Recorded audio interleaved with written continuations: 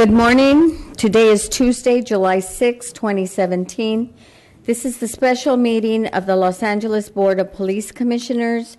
Madam Secretary, please call the roll. Good morning. Let the record reflect Commissioners Figueroa Villa, McLean Hill, and Goldsmith are present, and we have a quorum. I want to open today's meeting on a somber note by recognizing the life, service, and sacrifice of New York police officer Miosotis Familia. On behalf of the Police Commission, the LAPD, and all Angelenos, we strongly condemn her brutal assassination. An attack on police is really an attack on all of us. Law enforcement is an honorable profession, and for many, it's a calling. We owe our officers a heartfelt thanks. So many of their everyday acts of heroism, large and small, get little attention or coverage. Today we stand with Officer Familia's family and friends, the New York Police Department, all New Yorkers, and the nation in mourning her loss. Thank you. Number 1 on the agenda, consent agenda items. We have none. Number 2 on the agenda, regular agenda items, Executive Director's Report dated June 29th, 2017, relative to the write-off of uncollectible false alarm receivables for the period January 1st, 2013 through February 28th, 2013. We have one comment card on that item. Would you like a presentation on that, Commissioner? No. Would any of the commissioners like a presentation on any of the items? Okay. All right. We have Wayne from Encino on item 2A. All right. Well, it's good to see T-Feng in the correct chair because he runs everything anyway. So let's, my associate here wants to talk about these alarm fines. Thank you so very much, yes. What happens when you own a business in California, well, in LA City? Your fire alarm goes ring, ring, and then it goes to Charlie Beck. And then they come out, and it was just a false alarm. So the city charges false alarm fees against businesses. Boo! That's right, another way to punish us in business. Like this so-called, what's it called there? Inspector General, yes, he doesn't give a shit. He sits down and looks on his computer. He's playing solitaire. It's the Queen of Hearts, sir. The next move. So, why do we charge businesses? And now you have to write off the uncollectible fines for 2 months. Businesses can't afford to live here, so you're going to write them off. Really? You mean a municipal corporation that is non-profit can write off debt? Does anybody here know what you call it?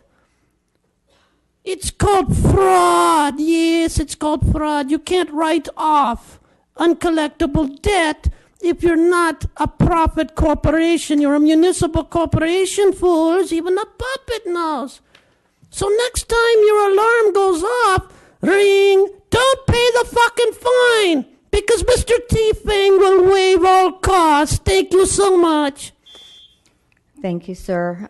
May I have a motion to approve item 2A? Second? All in favor? Aye. Did we have a comment card for 2B? We have one comment card for 2B, Wayne from Encino. Thank you. Yes. So, why are we here today? Anthony Snell Jr., yes, go to 582 and you'll see why they snuck this meeting in over the July 4th recess. And whose idea was that? Cynthia McLean, hell, you sold out. Thank you so much. There'll be something waiting for you at Christmas in the mail. So, the permit fees are going to be adjusted. Up or down? Always up. Nothing goes down in this city. Crime doesn't go down in this city. Taxes don't go down in this city. Everything goes down except the fucking cost of living in this godforsaken shithole city that you people make a shithole. The weather's perfect. Our GDP should be triple what it is, but you guys got to stop it. You're stopping nature. This place should be the Hong Kong of the fucking West Coast. We should be hundreds of billions of dollars a month in extra GDP, but you guys sit there like fucking duffs. You want to look at a puppet instead of getting out there and realizing you got to stop charging these permit fees at all. Waive them all. Don't charge permit fees for businesses. And you believe me, the money you save, because I go to the police permit review panel, and so does he, and they have this separate sub-panel, and they spend all this money on detectives investigating these dance clubs and these karaoke clubs. How much money does that investigation cost? I got the paperwork, $50,000 to $75,000 a permit. You can't recoup the cost. So I say this, let's rein in the new LA. No fees for police permit, no investigation. Let's just do whatever the fuck we want. Thank you for your comments. May I have a motion to approve item 2B? All in favor? Aye. Number 3 on the agenda, the report of the Chief of Police, Chief Beck. Good morning, Commissioners. I contacted New York Police Commissioner Jimmy O'Neill this morning to convey the department's condolences for the tragic assassination of Officer Familia. Obviously, the New York Police Department is in mourning, as are all of law enforcement. It is absolutely senseless. Officer Familia is a single mother of 3. She was doing her job at the time that she was picked out because of that job, and killed because of what she does for a living. There is nothing more tragic, and I thank Commissioner Figueroa Villa for recognizing that an attack on a police officer is an attack on society. These are the people that we make a social contract with to protect us, and we should protect them. I have 2 officer-involved shootings to comment on. First occurred in Rampart area on June 28th, the day after your last meeting, area 400 block of Whitmer. Rampart officers assigned to gang enforcement detail initiated contact with an individual they knew as a Rockwood gang member, later identified as Samuel Alamillo. Alamillo was uncooperative initially. He removed a semi-automatic handgun from his backpack.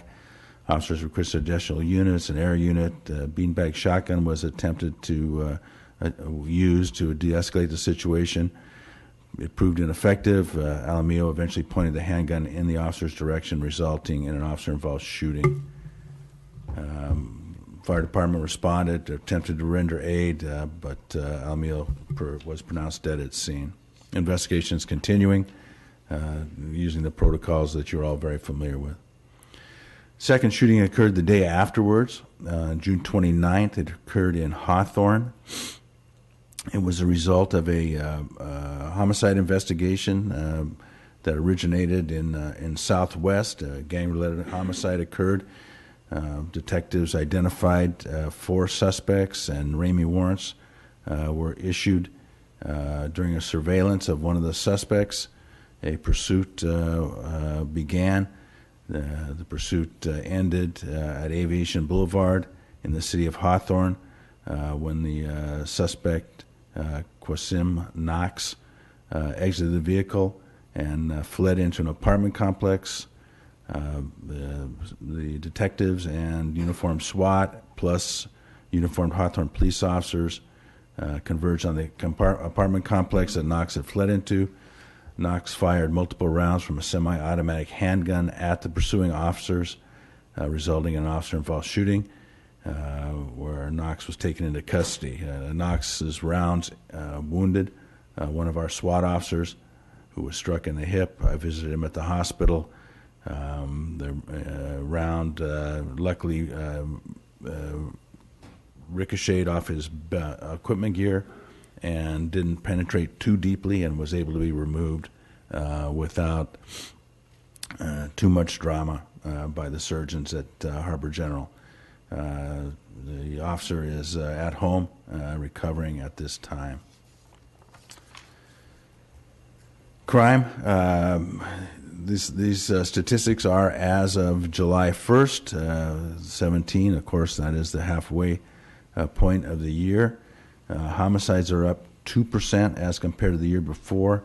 Rapes are down almost 9%. Robberies are up about 4%. Aggravated assaults are about even. Total violent crime picture as compared to last year is about a 1% increase. Property crime, burglaries are up 3.2%. Motor vehicle thefts are up 5.4%. Burglary theft from vehicles are up 3.5%. The largest category of property crime, which is theft, is down 5.7%. That results in a total property crime picture of an increase of about 0.7%, so less than 1%. The aggregate of Part 1 and, the aggregate of violent and property crime gives you the total Part 1 crime picture. At the halfway mark of the year, we are up less than 1%. That's positive after 2 years of incremental increases. So we think that we're making progress on crime in the city of Los Angeles. Total gang crime is down for the year about 7%. Unfortunately, gang homicide is up about 2.4%, and it's leading to the minor increase in overall homicides in the city. Victims shot up about 4%. Incidence of shots fired down about 8%. Guns recovered. As you all know, the mayor and I have made a concerted effort to get guns off the streets, particularly because of their use in homicides and assaults. And guns increase in guns recovered is up about 8.6% over last year, and about 25% over our 5-year average. So far, we have recovered 2,696 guns off the street of Los Angeles. That does not include gun buyback numbers. Traffic collisions, we're about even from last year. As of the 24th of June, it was a 1.7% increase. I think we are almost exactly even as of today, and we are even in traffic fatalities as of today. Hit and runs are up incrementally, about 1.8%. Unfortunately, fatal hit and runs are up by 9 in total, which is a 40% increase. Motor vehicle versus pedestrians, which is the most deadly of all traffic collisions, are up about 4% in total, but the fatal motor vehicle versus pedestrian accidents are up about 32%, and that's a number of 66 as compared to 50 last year. Bicycle-involved collisions are down, particularly fatals, which are down 37%. Personnel status report. As you are probably all aware, we have a graduation, our monthly graduation scheduled this Friday. And I don't have my personnel numbers, but that should lead us to be about 75 below our max table of organization, which has been increased to 10,040 this year because of MTA. And we still suffer about 500 civilian vacancies, have about 400 reserve officers, and 2,200 active young people in the cadet program, and a total of 8,000 that have been through the program since I've been chief. And that concludes my report. We have 2 comment cards on this item. We have Wayne from Encino, followed by Tiffany Guerra.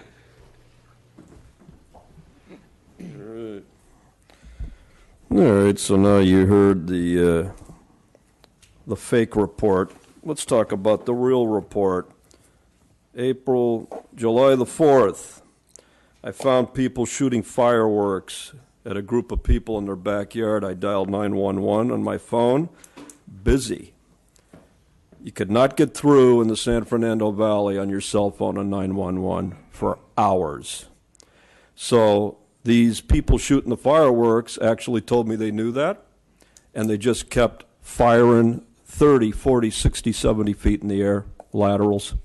They do this every year. Gang members come into the San Fernando Valley and do this behind bars and other parking lots. And then if you come up to them, they will attack you. But if you call 911, it's busy.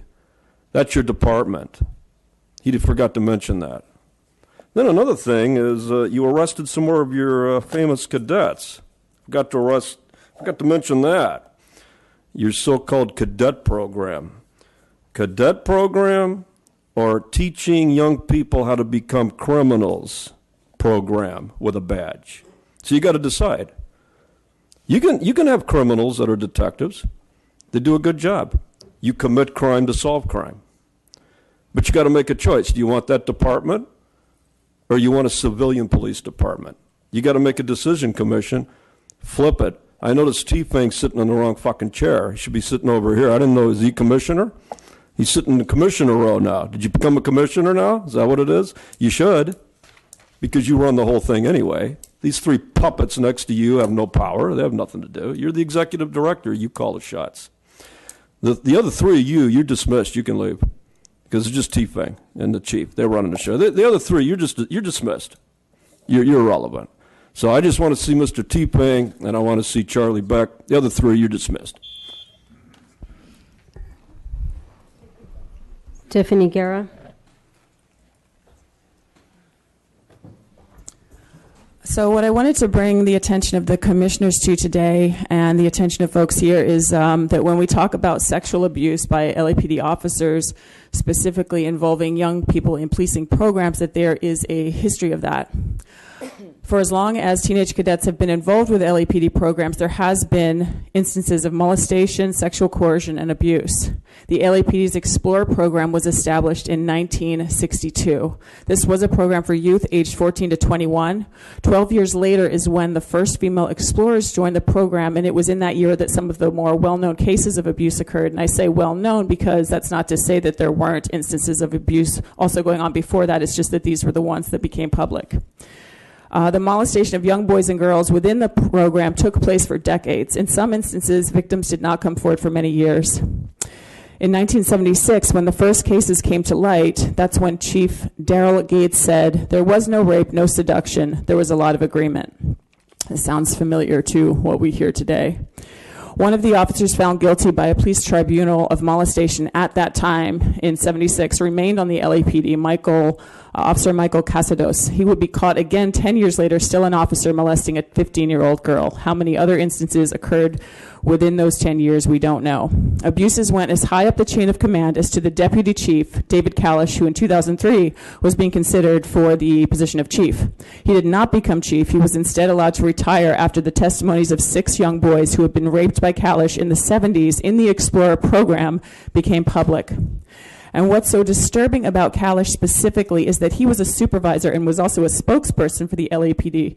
So in instances across the years when you look back at cases of abuse and sexual assault committed by different officers being investigated, you see Kalish's name in articles giving updates on the investigations.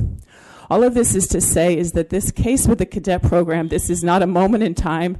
This is a continuation of history. Thank you for your comment. This is really important. Number 4 on the agenda, public comment. We have 3 public comment cards, starting with Karen Hilfman, followed by Herman and Wayne Comencino. Domination, sexual assault, and patriarchy thrives and is protected. As you continue to investigate these programs, please consider how this instance fits with what has happened historically and is pervasive in police departments across the country. If we ignore this history and pretend that it is isolated, these abuses are allowed to keep happening, and they will keep happening. Karen Hilfman.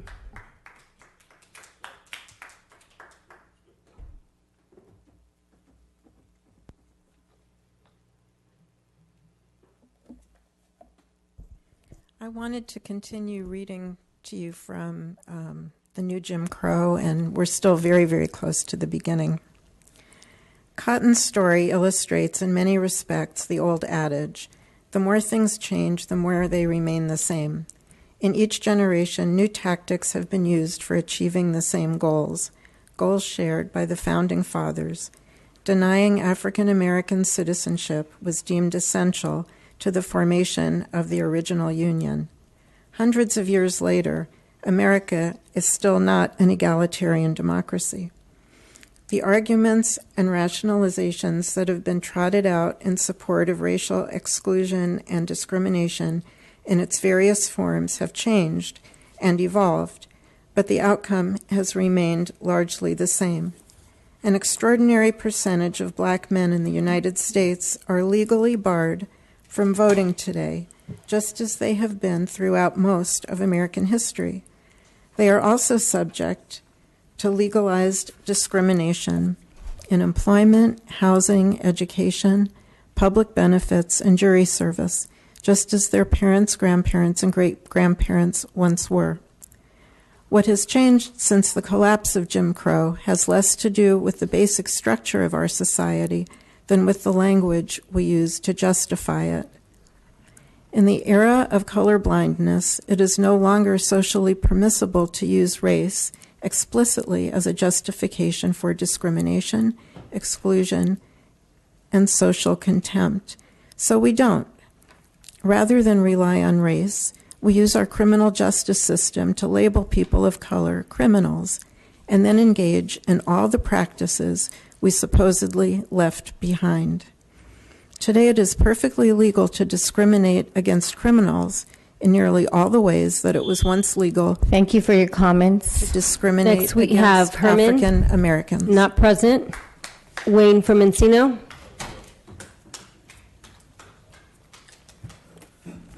So you gotta stop playing with federal databases.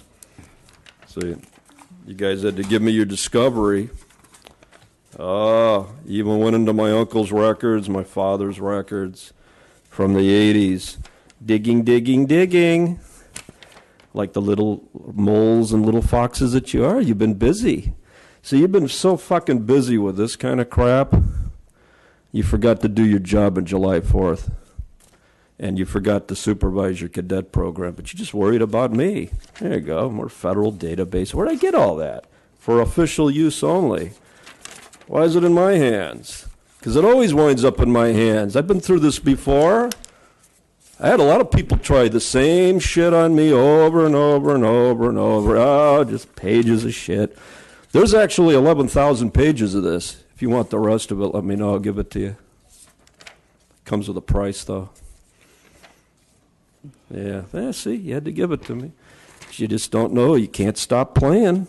Don't play with matches. Okay, you play with fucking matches, you get burned. Sometimes you don't want to play with this. But you're so busy. Why are you so busy doing the wrong things? Go back to being a community police organization. Go back to local policing. Get out of this metadata shit. Stop with this joint task force shit. You're not a joint task force. The FBI and the ATF are using you like the whores you are. They're using your resources to expand their budgets. But they bring you in. Come on in. You're part of our team. LAPD, you're a partner. You're a fucking patsy. You're paying for their investigation work. They're pocketing the money and using it to play golf with. See, you have no idea what a bunch of fucking saps you are. Thank you for your comments. Next speaker, please. That was our final speaker for public comment. We are now at item number 5, closed session. We have 2 comment cards on 5A1 and 1 on 5A2. We're going to start with Wayne from Encino, followed by Karen Helfman. All right. Why are we here on July 6th? You can't do it next week? Nobody knew about this meeting. I was flipping through my phone and I saw it come up on the screen, special meeting. I'm like, what the fuck's that all about? Oh, we have an INTUD, a non-tactical, unintentional discharge. Well, there you go. that means the police officer's innocent of the charges. Right there, you've already ruled it's non-tactical, and it's an unintentional discharge. So there's no intent to do anything wrong. He can't be outside of department policy with that label. So you've already exonerated the officer. So the rest of you can go home now. It's over. The officer keeps his badge. You know, the more I keep talking to your cops, because I have a lot of them like to come up to me and tell me things, they really don't like your management. They think your management is shit. In fact, you know what they want to do?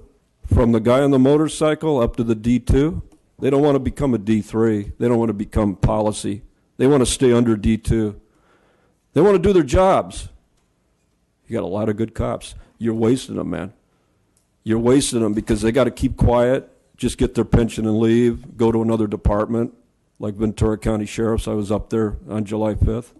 They had the basketball game and everything. You know, it was wonderful. I drove up there, talked to people, because that's where I'm going to move. Get away from you people. Relax on the beach, because I'm fucking tired of you. And the rest of the good cops are tired of you, so they're just doing their job. You see them, they stand here. They will tell you anything you want, but once that vesting comes in that pension, they're out of here, man, because you guys will not let them do their jobs. Now, as far as the bad guys, they're thriving. It's an environment of thriving. So thank you on A1, officers in department policy. Karen Helfman.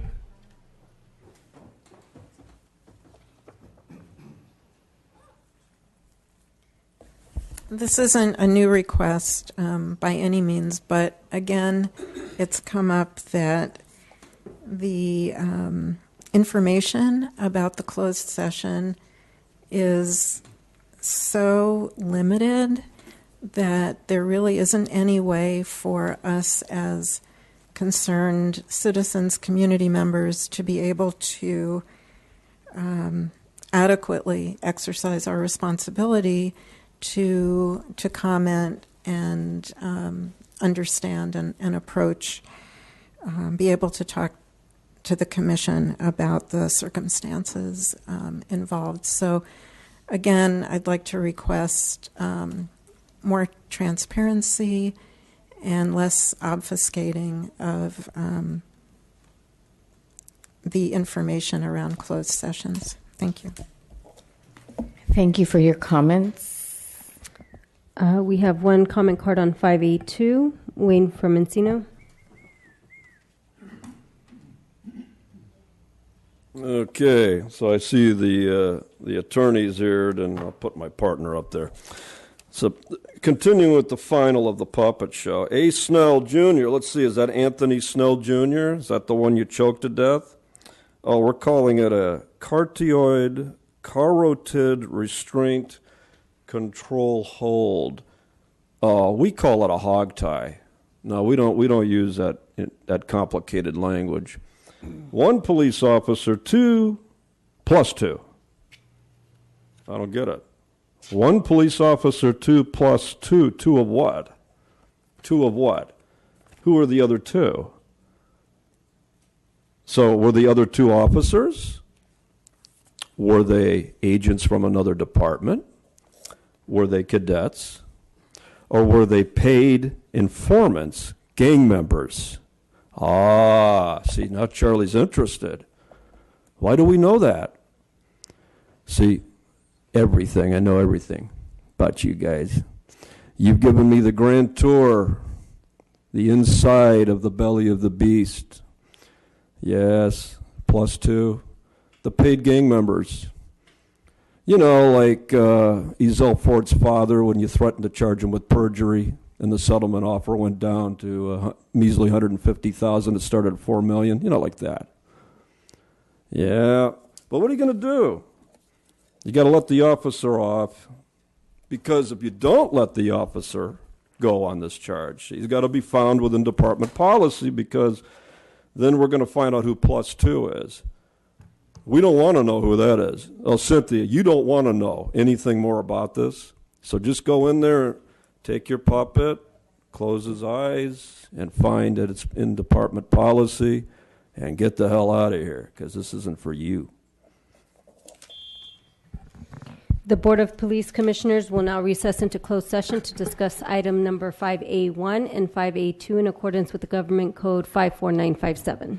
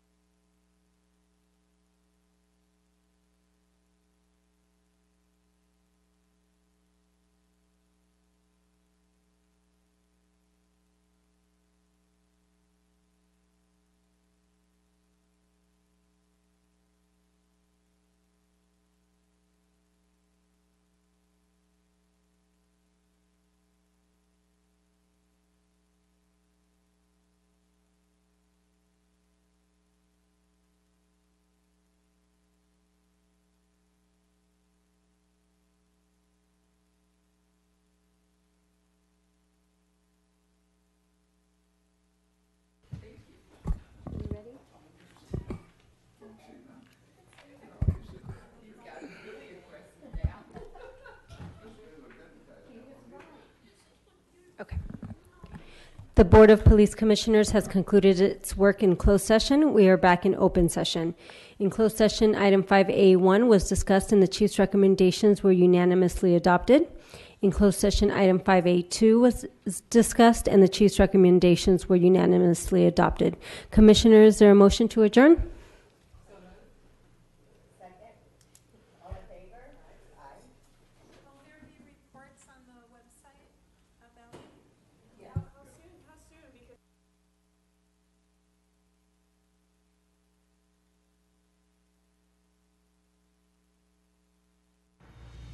Excellent. Cut, print, we're moving on. Hi, I'm Shane Woodson on the set of Cain and Abel here in Hollywood. You're watching LA City View, Channel 35. Our city, our channel. Okay, I need my actors back on set, back in position. This land is your land, and this land is my land. From the California to the New York Island, from the Redwood Forest to the Gulf Stream waters. Hello, everybody. I'm Huell Howser, and here we are on this absolutely beautiful